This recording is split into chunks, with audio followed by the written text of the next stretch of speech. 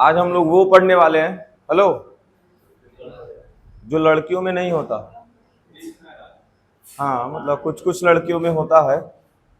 क्या हुआ? कैमरा पर है, ठीक है रे सर। तुम लोग को भले नहीं पता चल रहा, कोई दिक्कत नहीं, लेकिन कुछ कुछ लड़कियों में होता है। ठीक है, और जिनके अंदर होता है होती हास रचती हैं।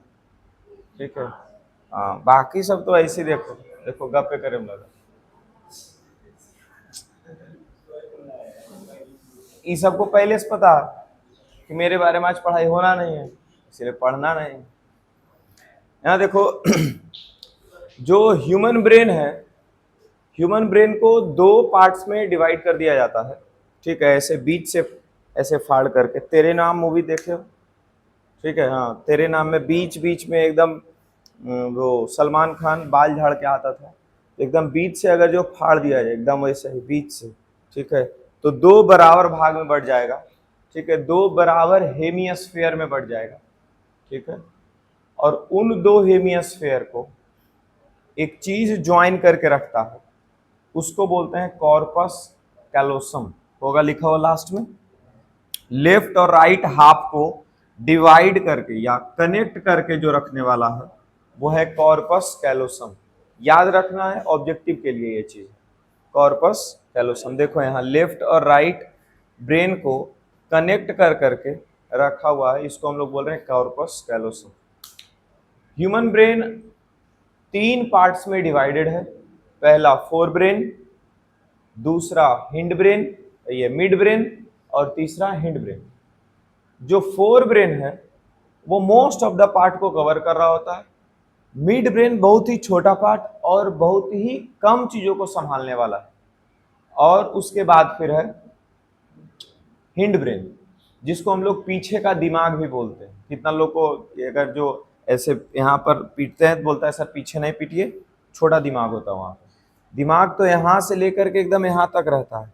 ठीक है, जिसमें से जो मेमोरी वाला जो काम करना है या फिर सेंस वाला कुछ काम अगर जो होना है तो वो सारा का सारा ये फोर ब्रेन कंप्लीट करेगा। ठीक है, तो फोर ब्रेन यहाँ से शुरू होकर के और यहाँ तक जाता है, जहाँ टीक रहता है जी उसके नीचे तक जाता है।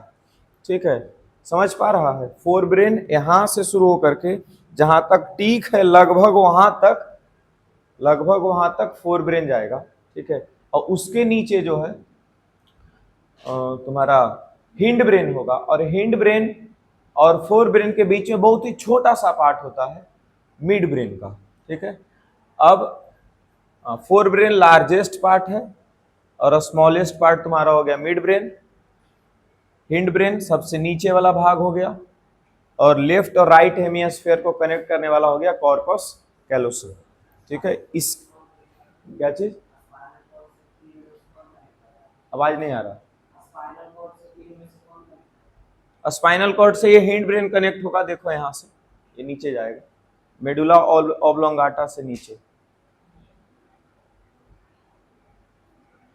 पहला नंबर आ गया अब फोर ब्रेन। ठीक है, और फोर ब्रेन भी दो भाग में बटा हुआ है। पहला सेरेब्रम और दूसरा डाइंसेफेलोन। पहला क्या है जी? सेरेब्रम। सेरेब्रम को थिंकिंग पार्ट भी बोला जाता है, और इसके बाद का आ जाएगा डाइएन्सेफेलोन। ठीक है, उसके बारे में इसके अगला स्लाइड में पढ़ेंगे। तो ये टोटल चार भाग में बटा हुआ है, फ्रंटल, पेरिटल, ओसिपिटल और टेम्पोरल लोब। ठीक है, ये चारों का अपना अपना काम है। अब फ्रंटल लोब, पेरिटल लोब ऐसा नाम तो कभी नहीं पूछता है। ठीक है, सेरेब्रम में ही सीधा सीधा याद रख लो कि planning, reasoning, thinking, memory, site, hearing, ये सब कौन काम कर रहा होगा? Fore brain. तो फोर ब्रेन का सेरेब्रम काम कर रहा होगा। ठीक है, हाँ, और अगर जो बच्चा ये सब याद रख लेता है तो ज्यादा सही है। अभी तक नहीं पूछा इसका ये मतलब ये नहीं है। ठीक है, हाँ, तो चारों लोब के बारे में सबसे पहले आता है फ्रंटल लोब, जिसके अंदर लिखा है प्लानिंग, रीजनिंग और सेल्फ कंट्रोल। और फ्रंटल लोब सबसे अगला भाग है, जो फोर ब्रेन का सबसे अगला भाग है। ये देखो कलर से ये इसको बताया गया है, कलर कर करके अलग अलग कलर दिया गया है इसको, कलर अलग नहीं होता है, ठीक है। ह्यूमन ब्रेन का जो तुम अपना बुक वाला डायग्राम पढ़ोगे ना, ओरिजिनल कलर उसमें तो कौन सा कलर तुमको देखने को मिलेगा, इस कलर से भी ज्यादा फेडेड रहता है। ओरिजिनल कलर समझ सकते हो, मिट्टी जो रंग का रहता है, ठीक है, लगभग उस रंग का होगा ब्रेन। क्या चीज है, ये हो गया फ्रंटल लोब। फ्रंटल लोब में self control, planning, reasoning. Reasoning मतलब समझते हो, किसी भी काम को करने का जो ये सोच उत्पन्न होता है वो फ्रंटल लोब से होता है, ठीक है। फ्रंटल लोब और हिंड ब्रेन जो है दोनों कनेक्ट, दोनों एक दूसरे को हेल्प करेगा, तब जा करके हम कोई काम कर पाते हैं, क्योंकि मेमोरी बेस्ड भी तो होता है। किसी भी चीज को हम लोग सोचते हैं या कोई प्लानिंग करते हैं, ठीक है, तो सिर्फ और सिर्फ ये इन्वॉल्व नहीं होगा, इसमें मेमोरी भी इन्वॉल्व होगा, ठीक है। इसके बाद आता है पेरिटल लोब। पेरिटल लोब में टच और टेम्परेचर से रिलेटेड जो भी बात होगा वो पेरिटल लोब सेंस करता है। इसके बाद तुम्हारा आ गया ओसिपिटल लोब। विजन और सीइंग मतलब कि देखने वाला काम जो है, देखने वाला और इसके आसपास का जो मेमोरी, जब कुछ देखते हैं तो हमको कुछ याद भी आता है ना। या फिर अगला है तुम्हारा एक टेम्पोरल लोब। कुछ गाना वगैरह सुनते हो तो उससे किसी टाइम का याद आता है, ऐसा तुम लोग के साथ होता है कि नहीं होता है? होता है कि अगर जो छठा क्लास में जब थे तो वो गाना आया था, वो बार बार अगर जो रिपीट पे सुनते थे, और अगर अभी भी वो चीज सुनते हैं तो वहां का फीलिंग थोड़ा थोड़ा जागता है, जो छठा क्लास में फील करते थे वो अभी भी आ जाता है, ठीक है। हम भी जब 9th-10th में थे इस चीज को तो एकदम बढ़िया से हम फील करते हैं कि जब 9th और 10th क्लास में थे तो जो गाना बार बार रिपीट पर सुनते थे, वो वाला गाना अभी भी अगर जो सुन लेते हैं तो एकदम वैसा ही लगता है कि 10th क्लास का स्टूडेंट बन चुके हैं, समझ गए, ऐसा होता है। तो गाना या फिर विजुअल्स के साथ हम लोग का मेमोरीज जो है वो अटैच्ड रहता है, और वो हमारा कौन है, टेम्पोरल लोब। किसका, सेरेब्रम का एक पार्ट है। सेरेब्रम किसका पार्ट है, तो फोर ब्रेन का पार्ट है। तो फोर ब्रेन में 4 पार्ट, पहला फ्रंटल लोब, दूसरा पेरिटल लोब, तीसरा ओसिपिटल और चौथा टेम्पोरल।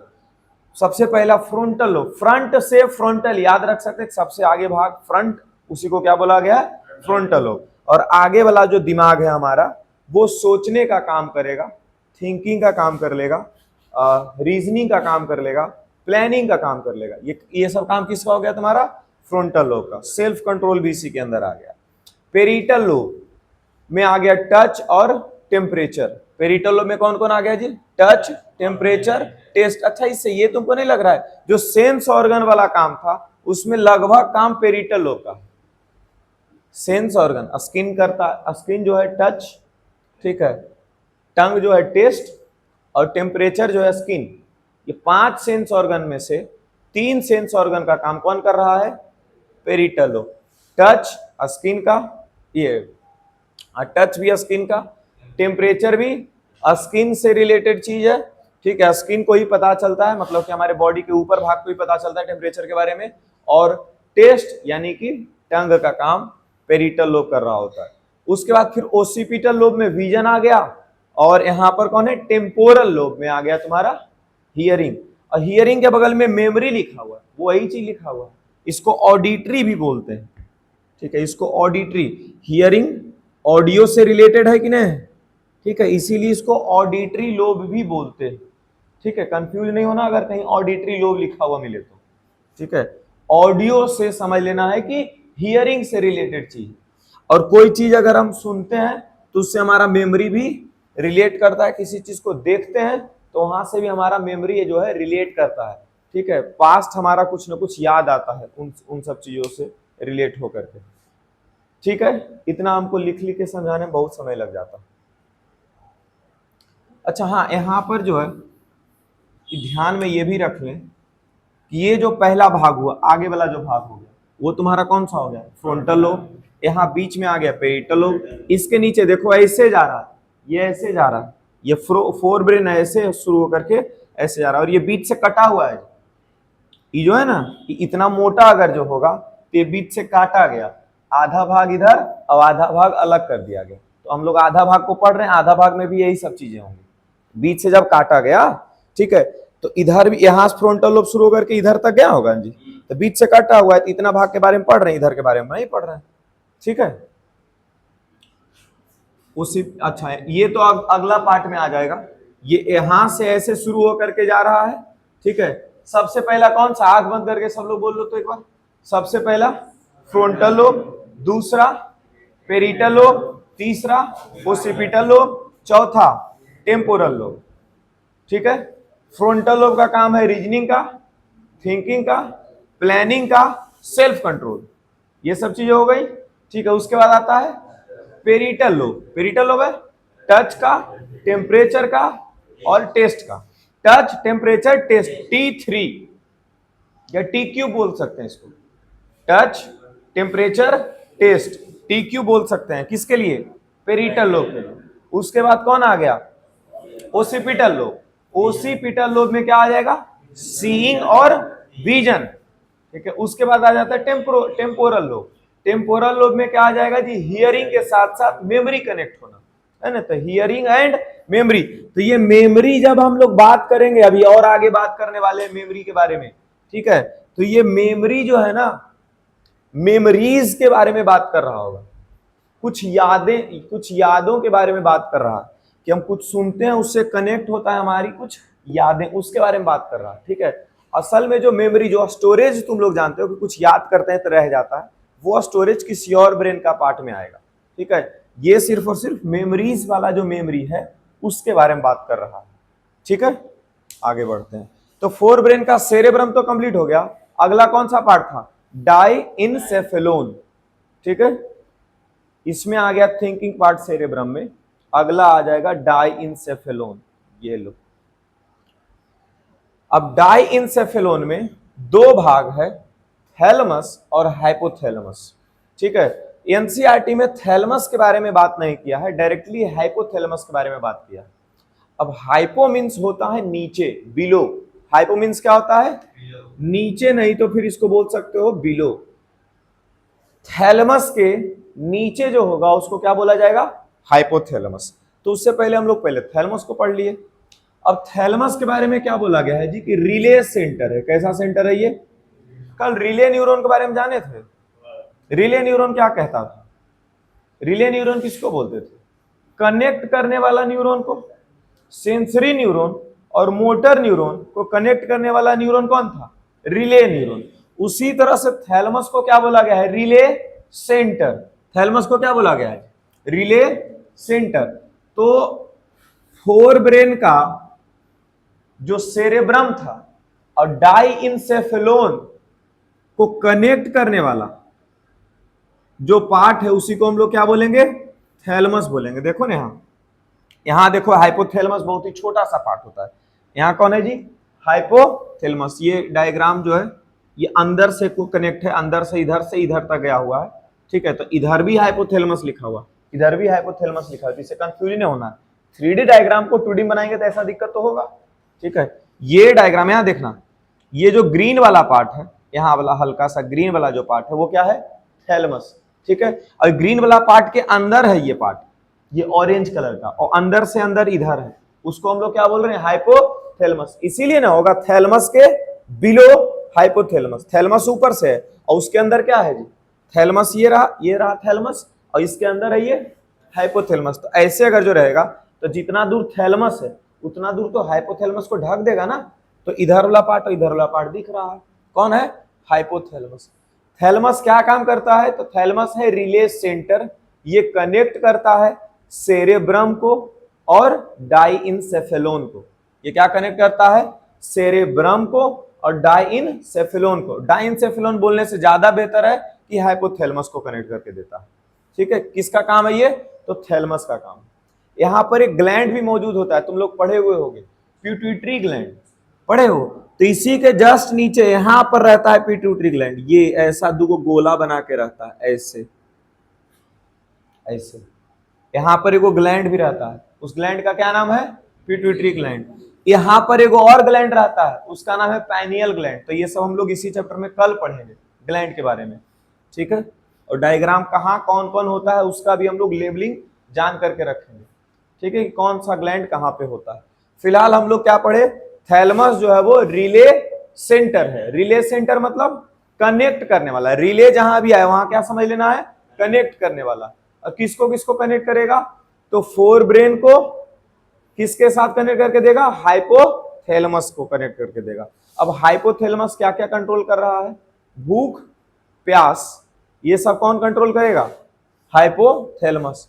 भूख प्यास हो गया, सोना हो गया, बॉडी टेम्परेचर हो गया, ये सारा तुम्हारा ये कंट्रोल करने वाला है हाइपोथैलेमस। तो यहां पर हो जाता है फोर ब्रेन कंप्लीट। इसके बाद आता है मिड ब्रेन। मिड ब्रेन एक ब्रिज का काम करेगा। किसके किसके बीच में ब्रिज का काम करेगा, फोर ब्रेन और हिंड ब्रेन के बीच में जो है कौन है, मिड ब्रेन। तो मिड ब्रेन एक ब्रिज का काम करेगा। ब्रिज मतलब फिर से कनेक्ट करने का काम करेगा। किसको किसको कनेक्ट करके देगा, तो फोर ब्रेन को और हिंड ब्रेन को। क्लियर है क्या। और क्या कनेक्ट करता है ये, साइट और हियरिंग रिफ्लेक्सेस। साइट और हियरिंग रिफ्लेक्सेस। मिड ब्रेन के बारे में ज्यादा कुछ लिखा हुआ नहीं एनसीईआरटी में, बस ये वाला पार्ट लिख करके छोड़ा हुआ है। ठीक है, तो एनसीईआरटी के हिसाब से नहीं, हम लोग एक लाइन बस और जान गए मिड ब्रेन के बारे में। सबसे ज्यादा अगर जो पूछा जाता है क्वेश्चन तो वो सेरेब्रम पे और सेरेबेलम पे, और एक है मेडुला ऑब्लोंगाटा पे। ठीक है, ये तीन चीजों पे सबसे ज्यादा सवाल पूछे जाएंगे। ठीक है, डाइंसेफेलोन और हाइपोथैलेमस ये सब जो लिखे हैं इस पे सवाल ज्यादातर नहीं आते, लेकिन फिर भी याद रखना है। तो फिर अब हाइपोथैलेमस क्या हो गया, तो भूख, प्यास, नींद और बॉडी टेम्परेचर, ये चार चीज कंट्रोल करने वाला कौन है, तो हाइपोथैलेमस है। उसके बाद फिर मिड ब्रेन क्या है, तो ब्रिज है। किसके किसके बीच का है, फोर ब्रेन और हिंड ब्रेन को। और इसका काम क्या है, तो साइट के रिफ्लेक्सेस, रिफ्लेक्सेस मतलब एक्टिविटी कुछ, साइट के रिफ्लेक्सेस और हियरिंग रिफ्लेक्सेस, ये दो रिफ्लेक्सेस में कौन काम आता है, तो मिड ब्रेन। और कुछ है लिखा हुआ, अब तो ये है हिंड ब्रेन का लिखा हुआ है, पॉन्स, मेडुला और एक और आएगा सेरेबेलम।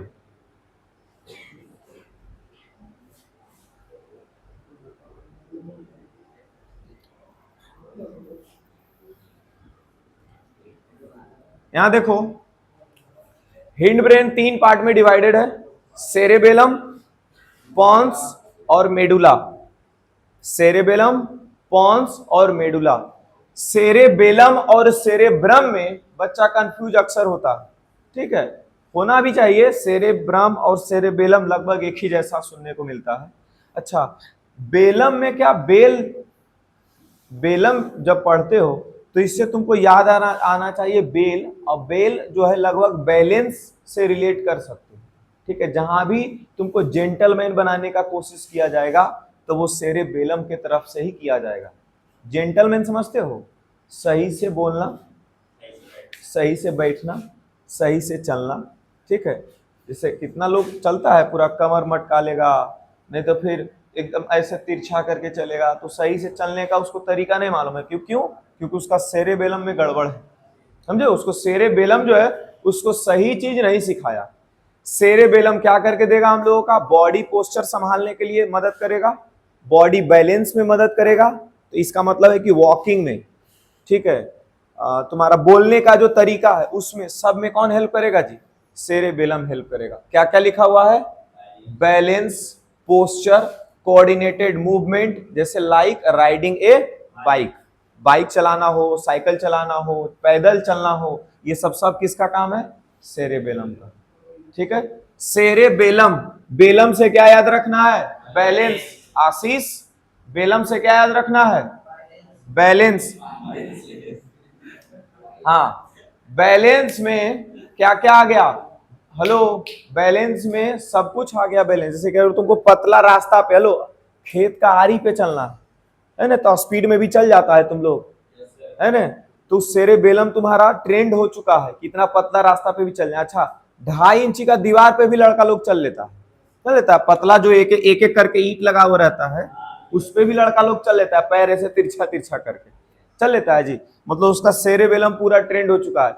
अच्छा, कितना बार देखता होगा कोई लड़की या छोटा बच्चा वगैरह को, ये पतला सा तार जो रहता है रोड के किनारे, ऐसा वो जादू दिखाने वाला, या फिर क्या बोलते हैं उसको, उसका नाटक वगैरह दिखाने वाला पतला तार पे भी चल लेता है। इसका क्या मतलब है, उसका सेरेबेलन बहुत ज्यादा टैलेंटेड है, बहुत ज्यादा ये क्या बोलते हैं, वो एक्टिविटी कर करके अपने आप में एक्सपीरियंस बना चुका है, समझ गए। तो सेरेबेलम से याद रखना है बैलेंस, और बैलेंस उसके बाद फिर बॉडी पोस्चर, उसके साथ साथ कंट्रोल्ड और कोऑर्डिनेट मूवमेंट, जैसे कि राइडिंग बाइसाइकिल, वॉकिंग, तुम्हारा साइकिल चलाना, या फिर कोई भी काम को सही ढंग से करना, वो कौन करवाएगा तुमसे, सेरेबेलम करवाएगा।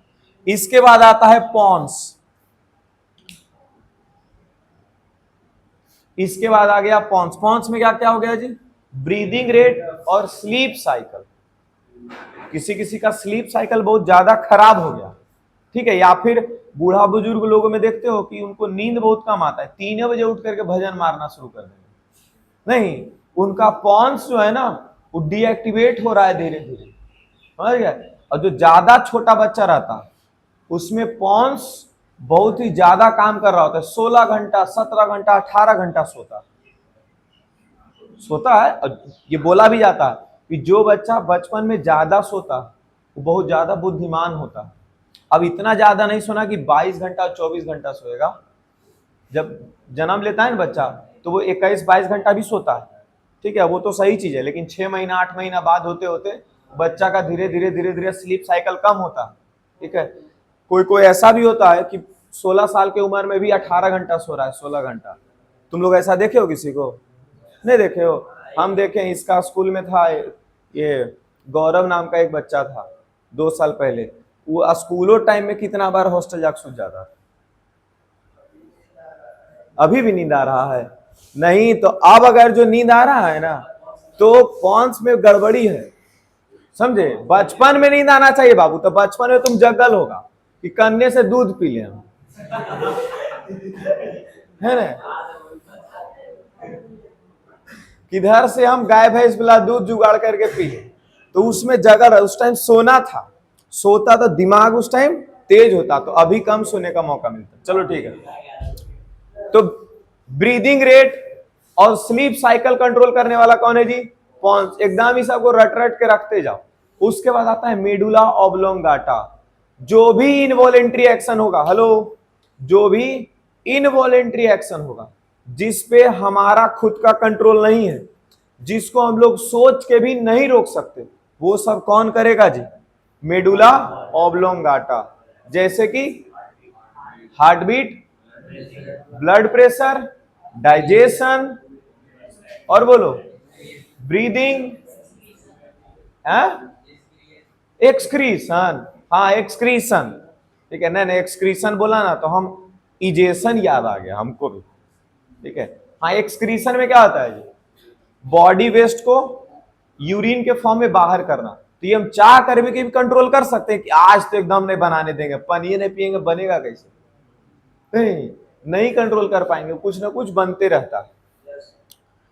हार्ट बीट हो गया तेज, जैसे ही दौड़ते हैं, हेलो, जैसे ही तेज दौड़ेगा तो क्या हार्ट बीट तेज हो जाएगा। अचानक से अगर जो डंडा आ गया भाई सर के हाथ में, हार्ट बीट तेज हो सकता है कि किसको लग जाएगा। अगर जो अचानक होमवर्क चेक होना शुरू हो गया, हार्ट बीट तेज हो सकता है। तो ये सब में कंट्रोल हमारा नहीं है, वो अपने आप हो जाएगा। तू कतनो बोलेगा ऑलिज बेल ऑलिव बेल, वो सब फिल्म में चलेगा, समझे। हाँ, ब्लड प्रेशर अपने आप तेज हो जाता है। मेरे सामने कोई बच्चा दिखता है, आज गलती क्यों आता, अपने आप ब्लड प्रेशर हाई हो जाता, लगता है वो एजे पर उठा पटक दे, समझ गए। कफिंग, वोमिटिंग, ये सब अगर जो हम चाहेंगे भी कि कंट्रोल कर ले, जैसे कि अगर जो खांसी आ रहा है तो कितना भी हम चाहेंगे कि कंट्रोल करें तो कंट्रोल।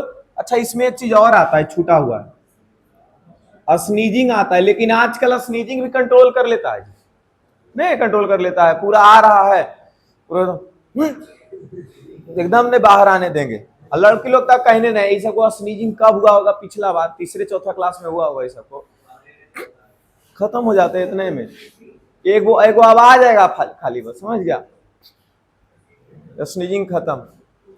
फिर से हम लोग पढ़ लेते हैं इसको, एकदम एजे पर ही रट लो, ऐसे पढ़ो। हेलो ओंकार, सेरेबेलम का काम क्या क्या है बोलो अब। बॉडी पोस्चर, हाँ, और बोलो,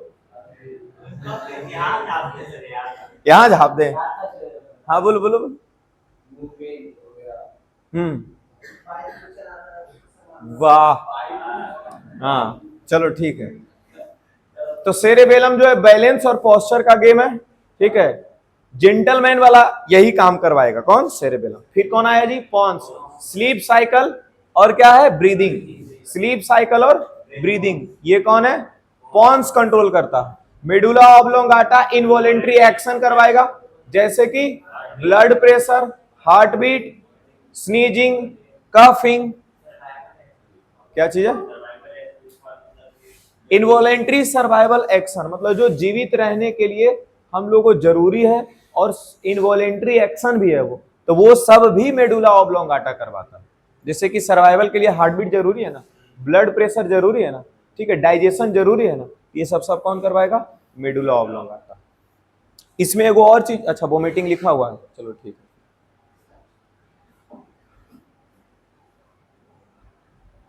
अब ये देखो, ब्रेन चीट सीट आ गया, मतलब इसको एकदम याद कर लो, ठीक है। ऐसे पूछा जाता है कि मेमोरी और थिंकिंग कौन इन्वॉल्व करवाता है? कौन करवाता है जी? सेरेब्रम। फिर हाइपोथैलेमस में क्या क्या गया? Hunger, thrust, temperature. तो क्या तुमको ऐसा नहीं लगता, ये अगर जो याद कर लिए तो पूरा ब्रेन कंप्लीट हो गया? और एका चीज जो छूटा हुआ रहेगा, अगर जो बच्चा पहले से पढ़ लिया वो नोट्स, और जब भी एग्जाम के टाइम में खाली वाला याद कर लिया तो पूरा रिवाइज हो जाएगा उसका, ठीक है। उसके बाद फिर आया मिड ब्रेन, तो मिड ब्रेन में साइट था और हियरिंग रिफ्लेक्सेस। उसके बाद आया हिंड ब्रेन, हिंड ब्रेन में दो ये पार्ट देखो लिखे, सेरेबेलम और मेडुला। सेरेबेलम बैलेंस और पोस्चर, बैलेंस और पोस्चर। मेडुला में क्या आ गया? हार्ट बीट, इनवॉलेंट्री जैसे लिखा था, heart beat, vomiting, coughing, digestion, blood pressure, सब बोल सकते हैं। और हाँ, इनवॉलेंट्री एक्शन। और एक चीज और क्या छूट गया है? पॉन्स। पॉन्स में क्या था? स्लीप साइकिल और ब्रीदिंग रेट, ठीक है। सेरेब्रम में किधर गया? हाँ जी, वॉकिंग लिख सकते हैं। सेरेबेलम में ना लिखेगा वॉकिंग, सेरेबे कहां तुम देख रहे हो? वॉलेंट्री एक्शन है तो सारा का सारा वॉलेंट्री एक्शन इसके अंदर थोड़ी आ जाएगा, से कुछ वॉलेंट्री एक्शन इसमें भी तो आ रहा था, सेरेबेलम में, सेरेबेलम में आ रहा था, है ना। इसमें ना इनवॉलेंट्री आ रहा है, ठीक है। इसके बाद है प्रोटेक्शन ऑफ ब्रेन। भुला गया? वाह,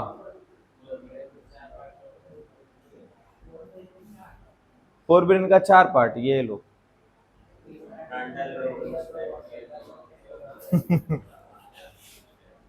हाँ, क्योंकि लिखा ने इसीलिए लिखवा लिखवा पढ़ाते थे। चलो लिखो, शुरू कर जाओ, डायग्राम छोड़ के बाकी जैसे एकदम लिखते चल जाओ, अपने आप याद हो जाएगा यहीं पे।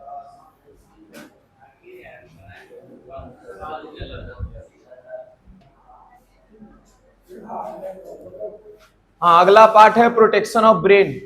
तो ब्रेन कुछ ना कुछ टिश्यू से प्रोटेक्ट होगा। एक टॉपिक होगा एनसीईआरटी में, हाउ इज ब्रेन प्रोटेक्टेड, ठीक है, या फिर how is brain and spinal cord protected, ऐसे करके, ठीक है।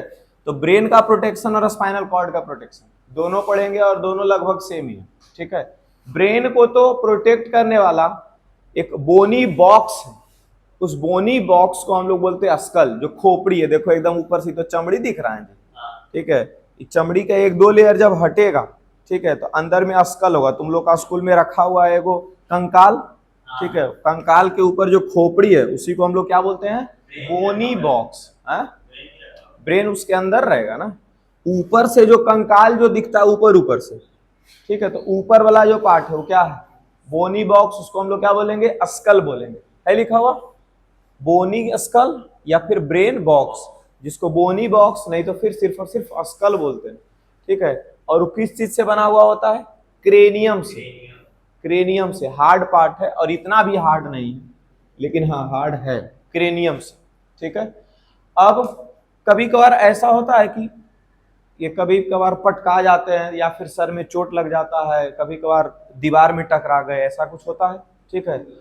तो उस टाइम पर हार्ड जो पार्ट रहेगा, तो तुम लोग ऐसा फिजिक्स में पढ़ा होगा 9 क्लास में, कि अगर जो उसको कैच वगैरह जब लेते हैं उसको ऐसे पीछे हाथ लेकर के आ जाते हैं, हाँ, तो मोमेंटम कम हो जाता है। पढ़े हैं ऐसा? ठीक है, तो मोमेंटम कम करने के लिए या फिर शॉक को एब्जॉर्ब करने के लिए, शॉक एब्जॉर्ब करने के लिए मतलब अगर जो हम किसी में टकराए तो अच्छा कस के हिट होता है, झटका लगता है, ठीक है, तो उस झटके को एब्जॉर्ब करने के लिए हमारे पास फ्लूइड होता है, उस फ्लूइड को बोलते हैं CSF, cerebro spinal fluid. Cerebro मतलब सेरेब्रम से सेरेब्रो बनाया गया है, स्पाइनल मतलब स्पाइनल कॉर्ड समझ सकते हो, और फ्लूइड मतलब दो चीज होता है, लिक्विड नहीं तो गैस, यहाँ पर सिर्फ और सिर्फ लिक्विड के बारे में बात किया जा रहा है। सेरेब्रो स्पाइनल फ्लूइड मौजूद होता है। अब ये मौजूद कहाँ होता है? तो मौजूद होता है मेनिंजेस के बीच में, मेनिंजेस के बीच में। मेनिंजेस जो है स्कल के बाद 3 लेयर रहता है। स्कल के बाद कितना लेयर मेनिंजेस रहेगा जी? 3 लेयर। देखो, एक लेयर ये गया, दूसरा लेयर और ये तीसरा लेयर, टोटल कितना लेयर मेनिंजेस का होगा? 3 लेयर का। ये जो तीनों चीजें इसको नहीं पढ़ना, ठीक है, इतना भयानक भयानक नाम याद नहीं रखना है, सिर्फ और सिर्फ हमको याद रखना है कि मेनिंजेस जो है ये क्या है? मेम्ब्रेन है, ठीक है, क्या है? मेम्ब्रेन है, जो कि सेपरेट कर रहा होता है। किसको सेपरेट कर रहा होता है जी? तो स्कल को और ब्रेन को, स्कल को और ब्रेन को सेपरेट करने वाला, मतलब स्कल और ब्रेन के बीच में मौजूद कौन रहेगा? मेनिंजेस। मेनिंजेस का कितना लेयर मौजूद रहता है? 3 लेयर, और हर लेयर के बीच में CSF मौजूद होगा। हर लेयर के बीच में जो ब्लू पार्ट दिख रहा है तुम लोगों को, हर लेयर के बीच में ये ब्लू पार्ट दिख रहा है, ये क्या है? मेनिंजेस। ये है CSF, सेरेब्रो स्पाइनल फ्लूइड। अब सेरेब्रो स्पाइनल फ्लूइड के ऊपर क्वेश्चन आता है, ये इंपॉर्टेंट। सेरेब्रो, वही तो बता रहे हैं, सेरेब्रो स्पाइनल फ्लूइड जो है मेनिंजेस के बीच में जो गैप रहता है, पहले तो वो भर देता है, पहला काम कि गैप को भरता है, और दूसरा काम ये शॉक एब्जॉर्ब करता है। जब हम लोग का सिर किसी जगह पे हिट होगा, ठीक है, तो उस टाइम झटका से बचाने के लिए शॉक एब्जॉर्प्शन का काम, शॉक मतलब ये करंट लगना वाला शॉक नहीं होता, शॉक मतलब कोई भी झटका हो सकता है, ठीक है, जो तुम्हारा ये स्कल हिट हो रहा है या फिर पूरा ये ऊपर का जो पार्ट है वो अगर हिट हुआ है, तो वो जो सेरेब्रोस्पाइनल फ्लूइड होगा वो उस शॉक को एब्जॉर्ब करेगा, ठीक है। यहाँ acts as shock absorber fluid filled balloon, मतलब इसमें फ्लूइड भरा हुआ रहता है। अब फ्लूइड कहाँ भरा हुआ है जी? हर 2 मेनिंजेस के बीच में, ठीक है। कशन अगेंस्ट इंजुरीज, इसका मतलब क्या होता है? तकिया, तकिया का क्या काम रहता है? जब हम लोग ये उसके ऊपर सिर रखते हैं तो अच्छा खासा आराम रहता है। हम लोग का जो बेड होगा वो थोड़ा सा हार्ड होगा, लेकिन अगर तकिए पे सर रखते हैं तो इसको आराम मिलता है। उसी तरह से अगर जो ये चीज नहीं होता, CSF नहीं होता, और हमारा ब्रेन अगर जो हीट होता, तो हम लोग आसानी से उसको रिकवर नहीं कर पाते, ठीक है। पूरा अगर जो तुम्हारा हड्डी का बना हुआ होता, तो बीच में जो फ्लूइड जो है वही हम लोगों को कुशन देता है। क्वेश्चन होता है या कशन या कुशन क्या होता है, उतना इंग्लिश थोड़ी आता है, हाँ, लेकिन कुशन बोल रहे हैं मतलब तकिया का काम दे रहा है। तकिया का मतलब सोने का काम नहीं दे रहा है, ठीक है, ये आराम दे रहा है हम लोगों को, कुशनिंग करता है हमारे ब्रेन्स के लिए। कौन? CSF। इसके बारे में 3 चीज याद रखना है, क्रेनियम, मेनिंजेस और CSF। क्रेनियम क्या है जी? ब्रेनी, ये स्कल है, नहीं तो फिर बोनी बॉक्स, बोनी बॉक्स बोल सकते हैं, ब्रेनी स्कल बोल सकते हैं, मतलब कि खोपड़ी को ही हम लोग क्या बोल रहे हैं? मेनिंजेस। क्रेनियम बोल रहे हैं, खोपड़ी को ही क्या बोल रहे हैं? क्रेनियम बोल रहे हैं। उसी को एक चीज और क्या बोल रहे हैं? बोनी बॉक्स बोल रहे हैं, या फिर स्कल बॉक्स बोल रहे हैं, ये सारा नाम उसी का है। फिर स्कल के जस्ट नीचे 3 गो मेनिंजेस रहता है। कितना मेनिंजेस रहता है? 3 मेनिंजेस रहता है, which separates brain and skull, जो किसको सेपरेट करता है? ब्रेन को और स्कल को। हर मेनिंजेस के बीच में CSF मौजूद है, हर मेनिंजेस के बीच में सेरेब्रो स्पाइनल फ्लूइड मौजूद है। अब CSF का काम क्या है? तो पहला काम है फिल्स द गैप बिटवीन मेनिंजेस, ये पहले ही हम लोग पढ़ लिए। इसके बाद फिर दूसरा काम क्या है इसका, एक्ट एज शॉक एब्जॉर्बर और provides cushion against injuries, provide cushion against injuries, ठीक है। इसके बाद फिर आता है protection of the spinal cord, बस यही यही यही खत्म है, इसमें ज्यादा कुछ नहीं है। देखो टोटल 33 पेयर होता है, टोटल कितना पेयर होता है 33 पेयर। क्या स्पाइनल कॉर्ड नहीं, स्पाइनल कॉर्ड को प्रोटेक्ट करने वाला बैकबोन है। स्पाइनल कॉर्ड को प्रोटेक्ट करने वाला कौन है, बैकबोन। और बैकबोन को हम लोग एक और नाम से जानते हैं जी, वर्टिब्रल कॉलम। बैकबोन को एक और नाम से क्या जानते हैं, वर्टिब्रल कॉलम। और इसमें टोटल 33 बोन होता है, जैसे देखो 1 हुआ, 2 हुआ, 3 हुआ, ऐसा कितना बोन तुम लोग को मिलेगा देखने को, 33 बोन होगा। ये बीच में जो जा रहा है यही है हमारा स्पाइनल कॉर्ड, ये जो बीच में जा रहा है ये क्या है हमारा, इसको ये प्रोटेक्ट करने वाला कौन होता है, बैकबोन। ये शुरुआत में बताए थे कि इसको प्रोटेक्ट करने वाला बैकबोन होता है, पहला या दूसरा दिन ही बताए होंगे, ठीक है। इसको प्रोटेक्ट करने वाला कौन है, बैकबोन। बैकबोन का दूसरा नाम क्या है, वर्टिब्रल कॉलम। कितना बोन होता है यहाँ पे, तो 33 इंडिविजुअल बोन्स, 33 अलग अलग बोन है, ठीक है। ये भी देखो सेरिब्रोस्पाइनल फ्लूइड से कुशन, इसको भी मिलता है कुशनिंग, मतलब इसको भी आराम मिलता है, किससे, सेरिब्रोस्पाइनल फ्लूइड से। Wrapped in spinal meninges, spinal meninges से ये भी रैप होता है। स्पाइनल मेनिंजेस कितना तरह का होता है, 3 तरह का।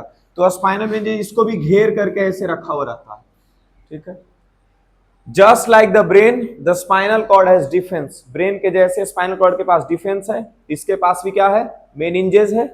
इसके पास भी है CSF जो कि प्रोवाइड करता है cushioning to the spinal cord. It is protected by the backbone और vertebral column with 33 pairs of bones, ठीक है। यहाँ स्पाइनल कॉर्ड को 33 हड्डियों वाला बैकबोन बचाता है, ठीक है। चलिए लिख लीजिए अब दोनों को, अभी एकदम टाइम ही नहीं हुआ। हाँ किधर